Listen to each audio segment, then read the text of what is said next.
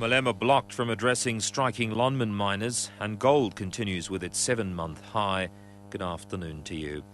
Expelled ANC Youth League President Julius Malema has been escorted by police out of the trouble-torn Marikana area in the northwest. He was expected to address striking Lonmin workers later today. When he arrived, he was told he would be arrested if he tried to get to the venue where the miners are meeting. Meanwhile, leader of the striking Lonmin workers at Marikana, Julius Malema, says they're prepared to conclude the wage talks by today, ending their wage dispute with their employer. He was speaking ahead of a report-back meeting at nearby Wonderkop with the workers. He explains they have to get a mandate on Lonmin's latest wage offer, which falls short of what the workers are demanding. We are planning to make sure that today's meeting will end the negotiations, so the situation will go back to normality. We need the money from the workers so they can tell us if they decide to remove from that 12.5 or not. Today we are willing to discuss, even if we can end up in the morning by tomorrow. So when we come back tomorrow by 10 o'clock, we can give the final report. President Jacob Zuma has been receiving constant cheers and rounds of applause while addressing the COSATU Congress in Midrand, north of Johannesburg. So far, he's referred to the miners' strikes. Zuma says security services have been told to enforce the law while respecting people's rights. This applies not only to labor disputes, but also in service delivery protests, which are at times also accompanied by violence, including the destruction of property.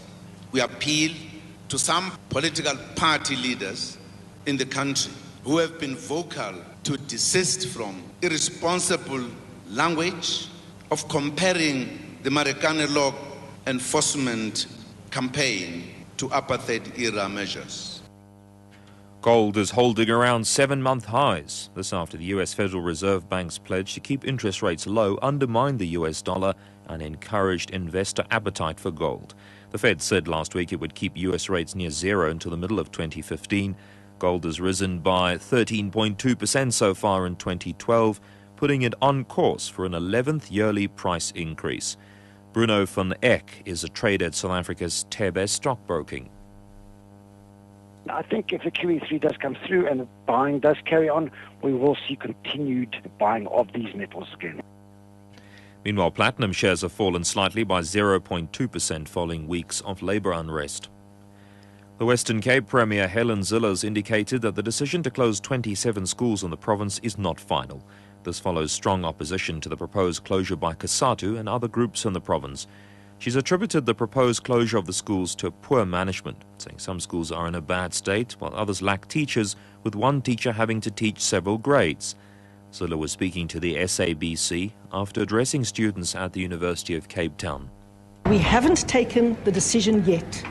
We're in the process of consultation, but every decision we take will be based on the best interests, the educational interests of the children involved. The trial has started in secret of the former police chief at the heart of China's biggest political scandal in years. He's charged with defection, abuse of power and bribe-taking. The top story at 4 o'clock, expelled ANC Youth League President Julius Malema has been escorted by police out of the trouble-torn Marikana area in the northwest. He was expected to address striking Lonmin workers later today.